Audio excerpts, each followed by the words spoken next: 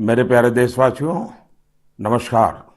इस बार जब मैं मन की बात के लिए जो भी चिट्ठियां आती हैं, कमेंट्स आते हैं, भांति भांति के इनपुट मिलते हैं, जब उनकी तरफ नजर दौड़ा रहा था तो कई लोगों ने एक बड़ी महत्वपूर्ण बात याद की। माई गॉव पर आर्यन श्री, बेंगलुरु से अनूप राव, नोएडा से देवेश, ठाणे से सुजीत, इन सभी ने कहा, मोदी जी, इस बार मन की बात का 75वां एपिसोड है। इसके लिए आपको बधाई। मैं आपका बहुत बहुत धन्यवाद करता हूं कि आपने इतनी बारीक नजर से मन की बात को फॉलो किया है और आप जुड़े रहे हैं। ये मेरे लिए बहुत ही गर्व का विषय है, आनंद का विषय है। मेरी तरफ से भी आपका तो धन्यवाद है ही है। मन की बात के सभी श्रोताओं का आभार व्यक्त करता हूं, क्योंकि आपके साथ के बिना ये सफर संभव ही नहीं था। ऐसा लगता है मानो ये कल की ही बात हो, जब हम सभी ने एक साथ मिलकर ये वैचारिक यात्रा शुरू की थी। तब 3 अक्टूबर 2014 को विजयादशमी का पावन पर्व था और संयोग देखिए कि आज होलिका दहन है। एक दीप से जले दूसरा और राष्ट्र रोशन हो हमारा। इस भावना पर चलते चलते हमने ये रास्ता तय किया है। हम लोगों ने देश के कोने कोने से लोगों से बात की और उनके असाधारण कार्यों के बारे में जाना। आपने भी अनुभव किया होगा, हमारे देश के दूर दराज के कोनों में भी कितनी अभूतपूर्व क्षमता पड़ी हुई है। भारत माँ की गोद में कैसे कैसे रत्न पल रहे हैं। ये अपने आप में भी एक समाज के प्रति देखने का, समाज को जानने का, समाज के सामर्थ्य को पहचानने का मेरे लिए तो एक अद्भुत अनुभव रहा है। इन 75 एपिसोड्स के दौरान कितने कितने विषयों से गुजरना हुआ।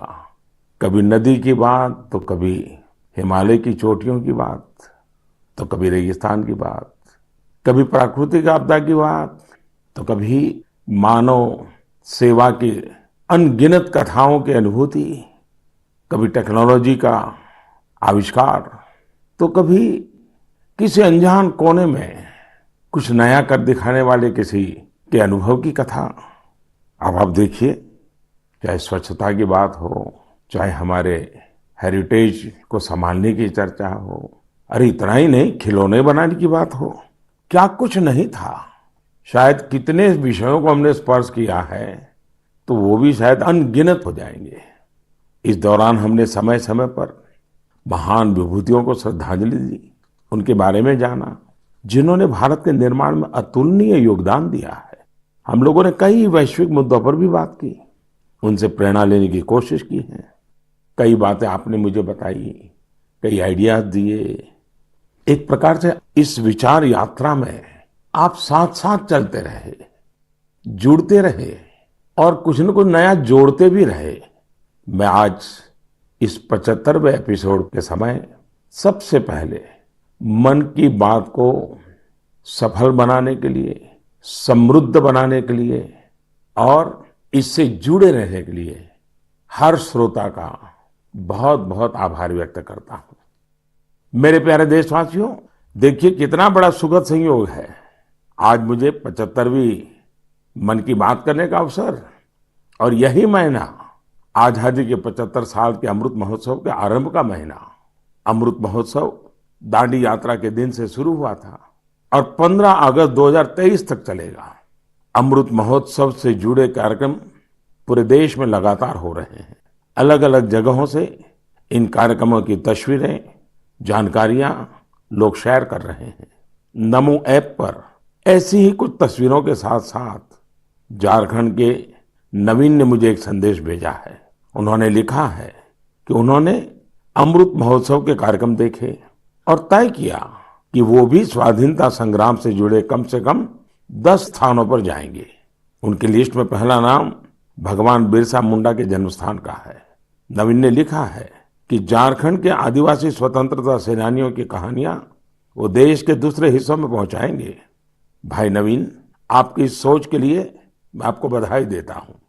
साथियों, किसी स्वाधीनता सेनानी की संघर्ष गाथा हो, किसी स्थान का इतिहास हो, देश की कोई सांस्कृतिक कहानी हो, अमृत महोत्सव के दौरान आप उसे देश के सामने ला सकते हैं, देशवासियों को उससे जोड़ने का माध्यम बन सकते हैं। आप देखिएगा, देखते ही देखते अमृत महोत्सव ऐसे कितने ही प्रेरणादायी अमृत बिंदुओं से भर जाएगा और फिर ऐसी अमृत धारा बहेगी जो हमें भारत की आजादी के 100 वर्ष तक प्रेरणा देगी, देश को नई ऊंचाई पर ले जाएगी, कुछ न कुछ करने का जज्बा पैदा करेगी। आजादी की लड़ाई में हमारे सेनानियों ने कितने ही कष्ट इसलिए सहे क्योंकि वो देश के लिए त्याग और बलिदान को अपना कर्तव्य समझते थे। उनके त्याग और बलिदान की अमर गाथाएं अब हमें सतत कर्तव्य पथ के लिए प्रेरित करें। और जैसे गीता में भगवान कृष्ण ने कहा है, नियतम कुरु कर्म त्वम कर्म ज्यायो हकर्मणः, उसी भाव के साथ हम सब अपने नियत कर्तव्यों का पूरी निष्ठा से पालन करें।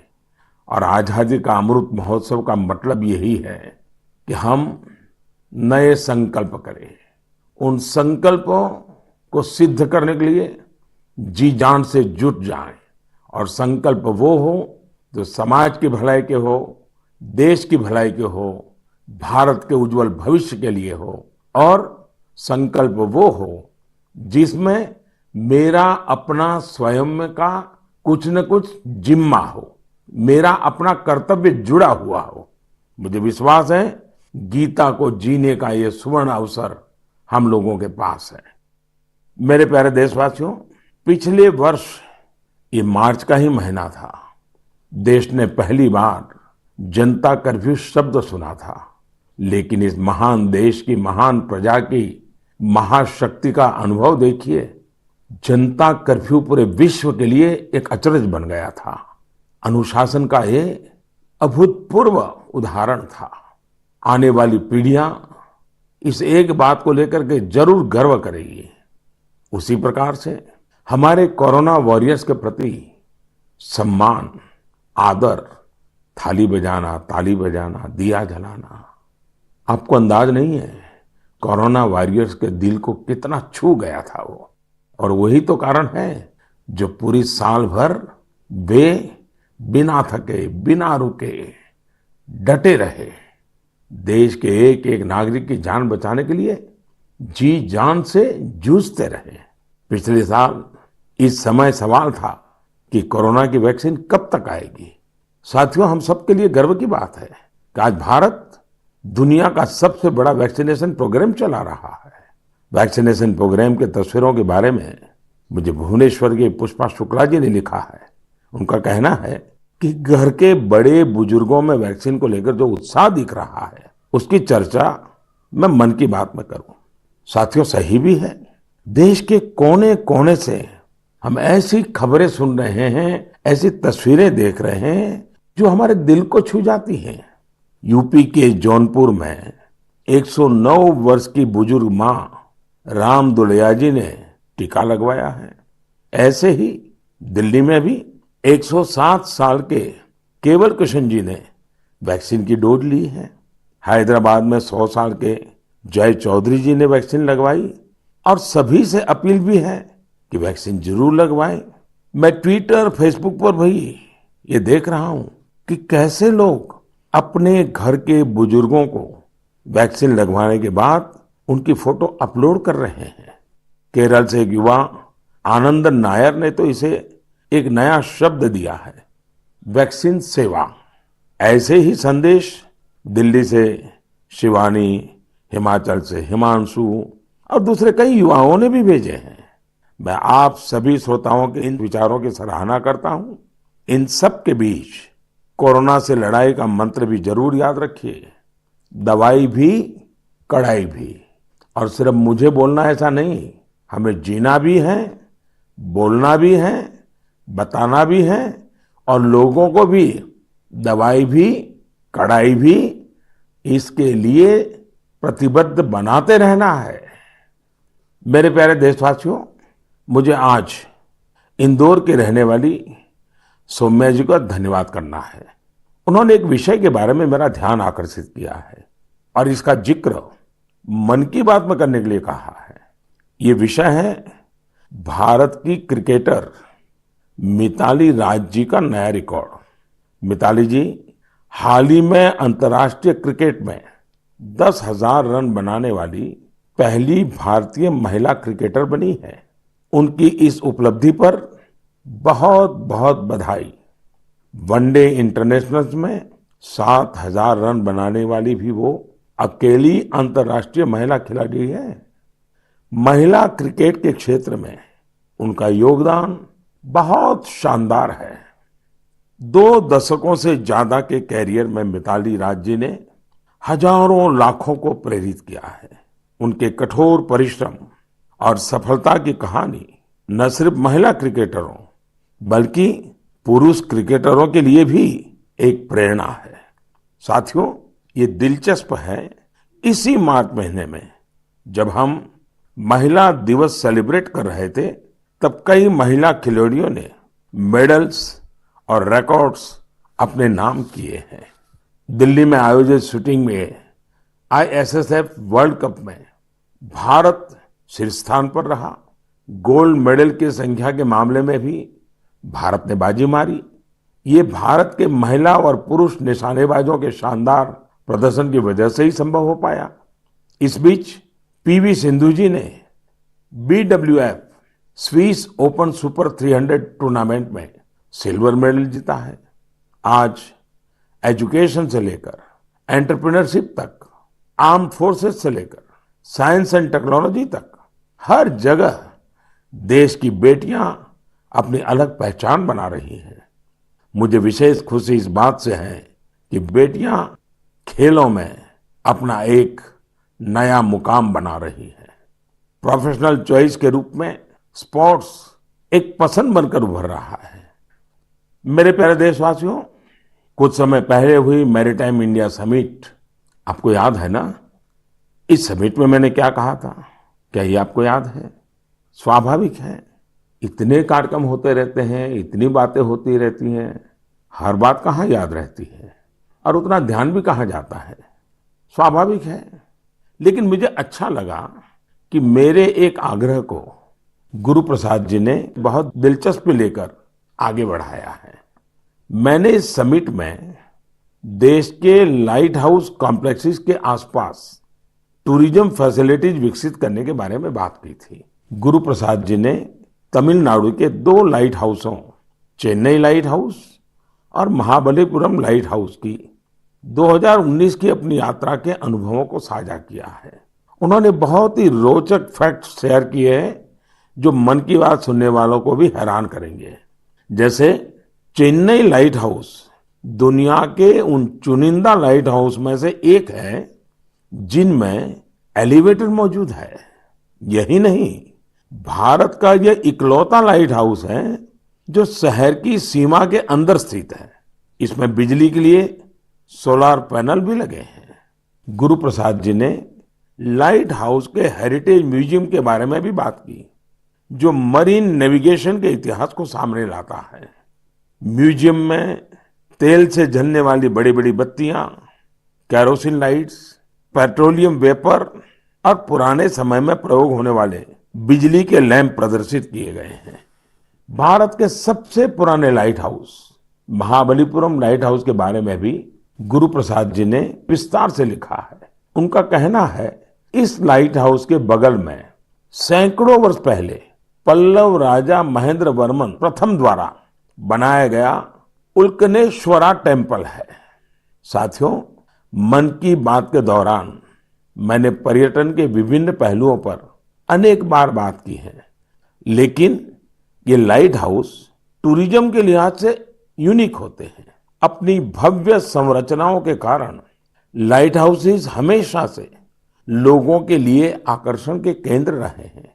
पर्यटन को बढ़ावा देने के लिए भारत में भी 71 लाइट हाउसेस आइडेंटिफाई किए गए हैं।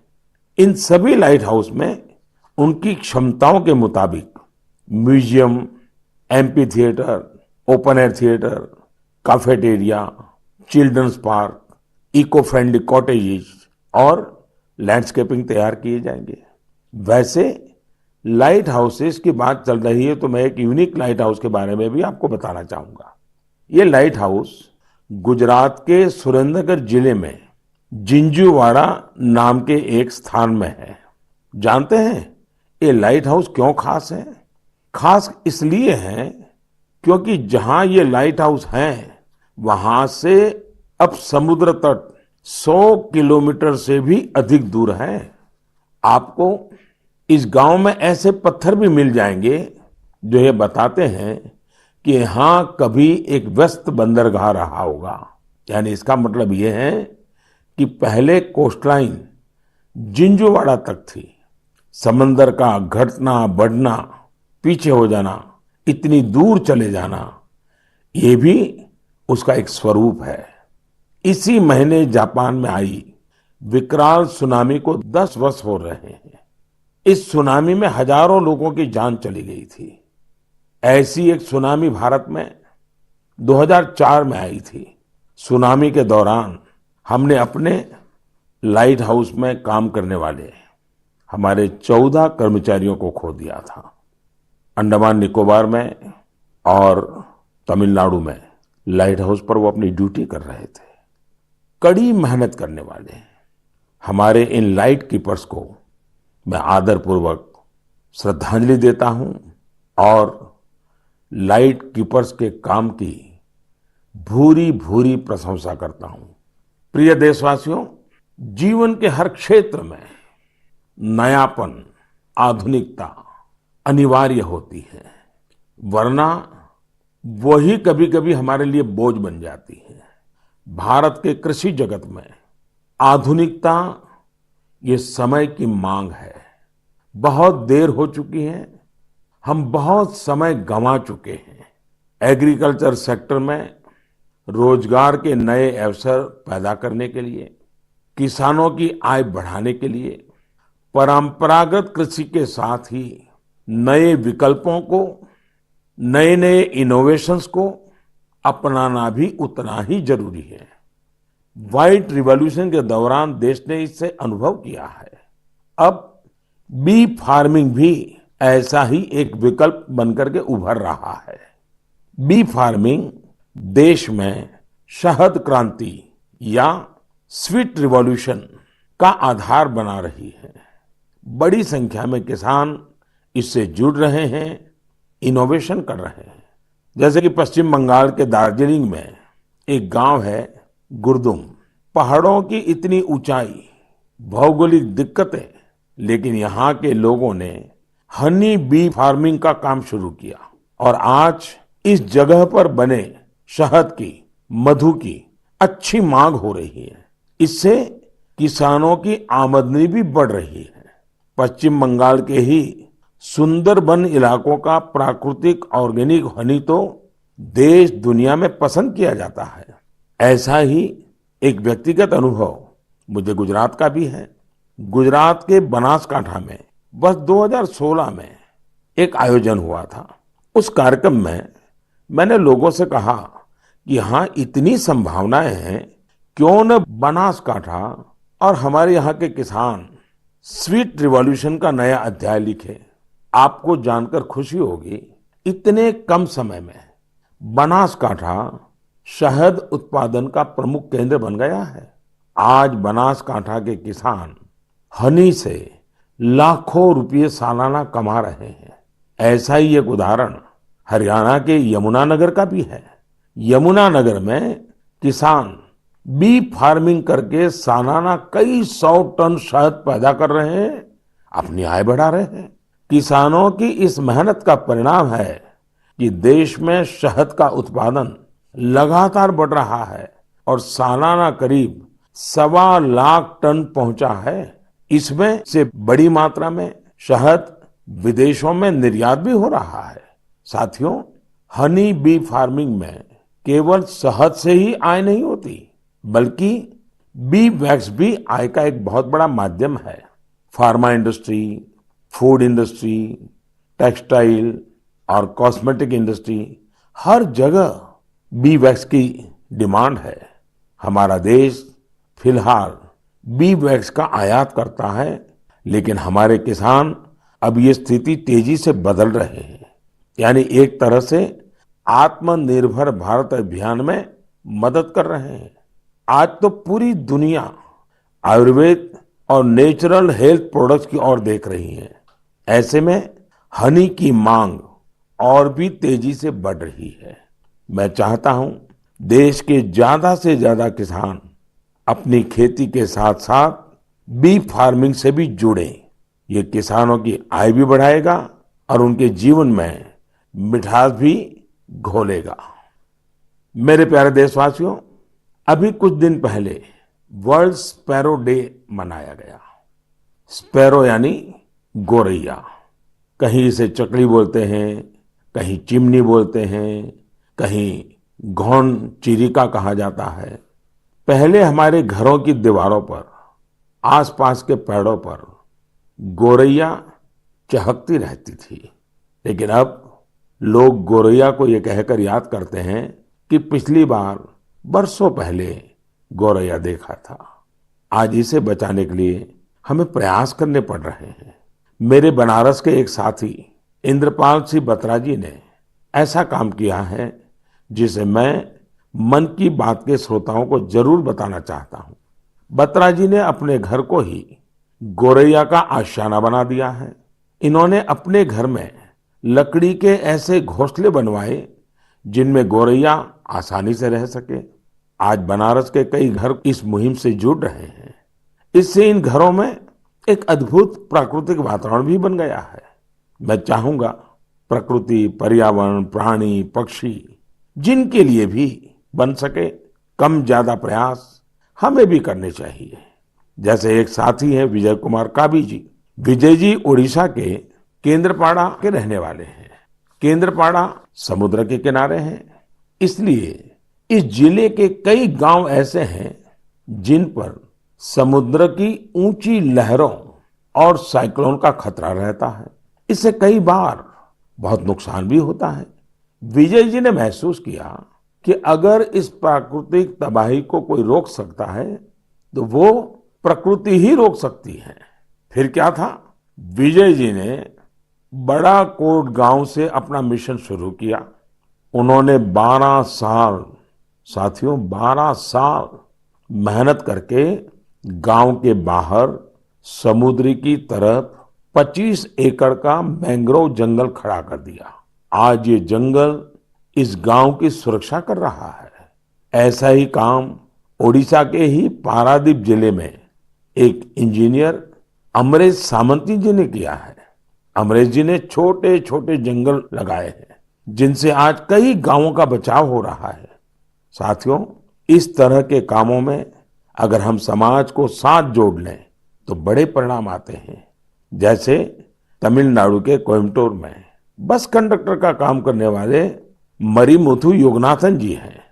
योगनाथन जी अपनी बस के यात्रियों को टिकट देते हैं तो साथ में ही एक पौधा भी मुफ्त देते हैं।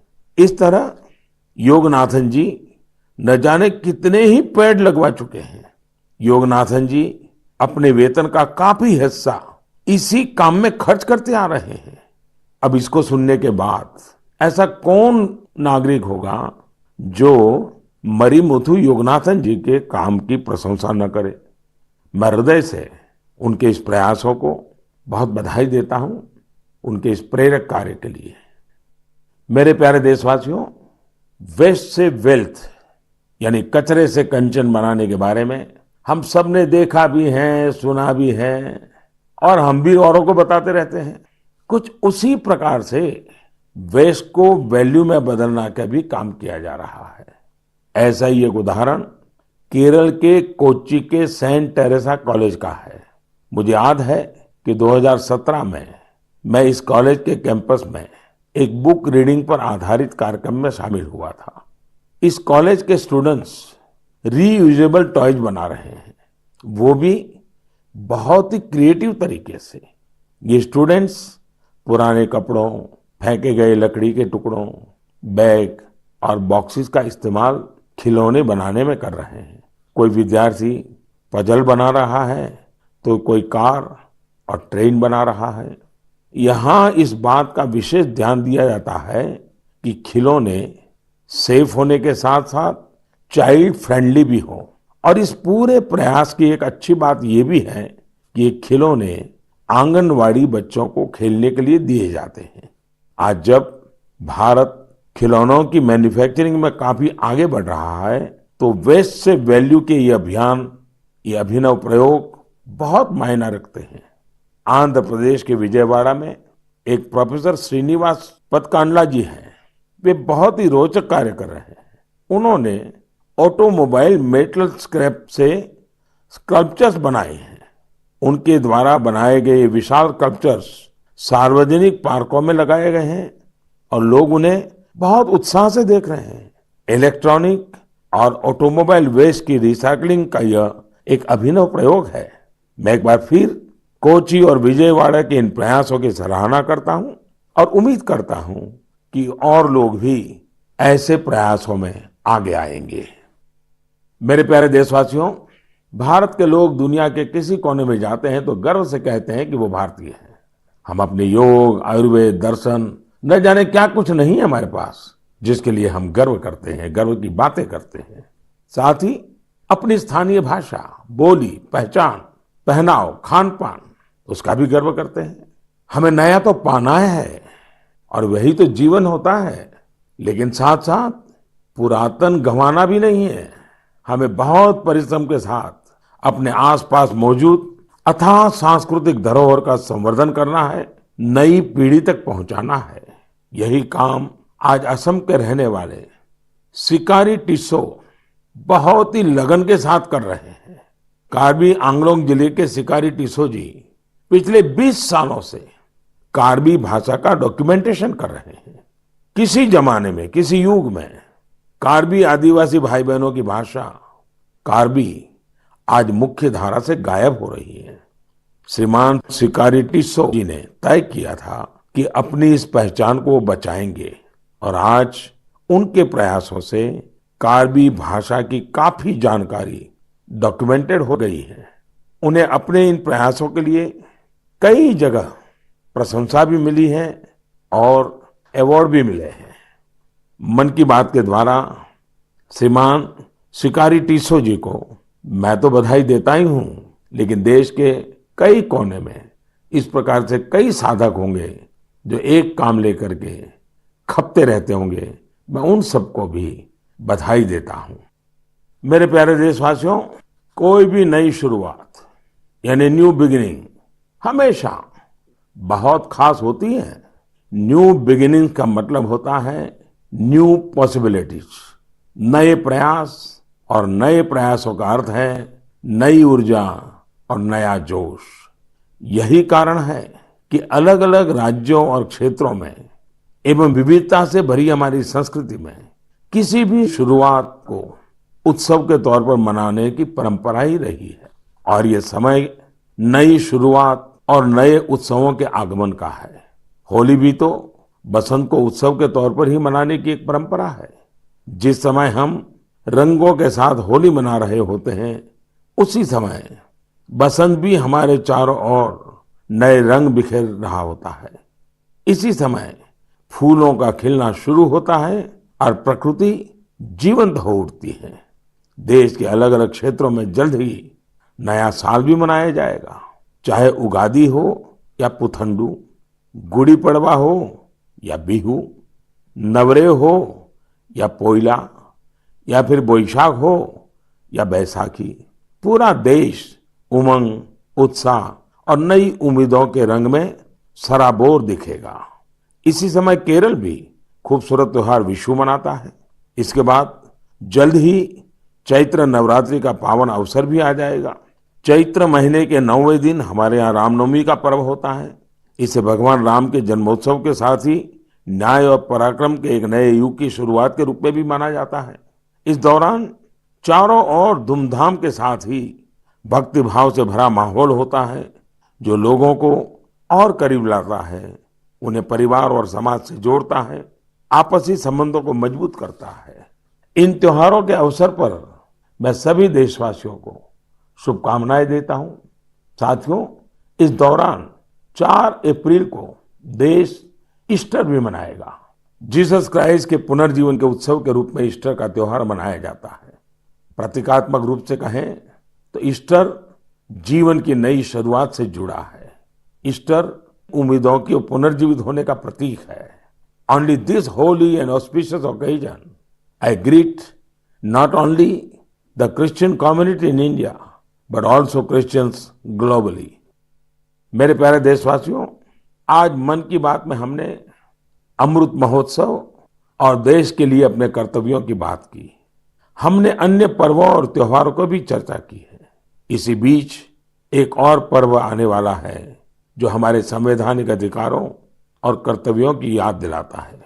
वो है 14 अप्रैल डॉक्टर बाबा साहब आम्बेडकर की जन्म जयंती। इस बार अमृत महोत्सव में तो ये अवसर और भी खास बन गया है।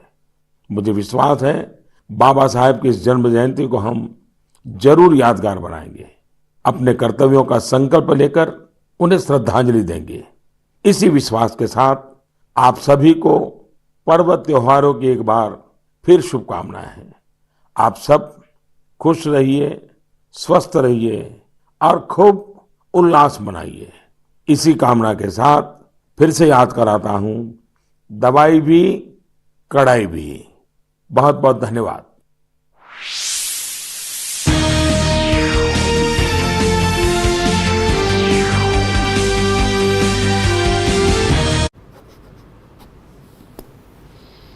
कहीं छूट ना जाए ये सुनहरा मौका। हमें मेल करके उठा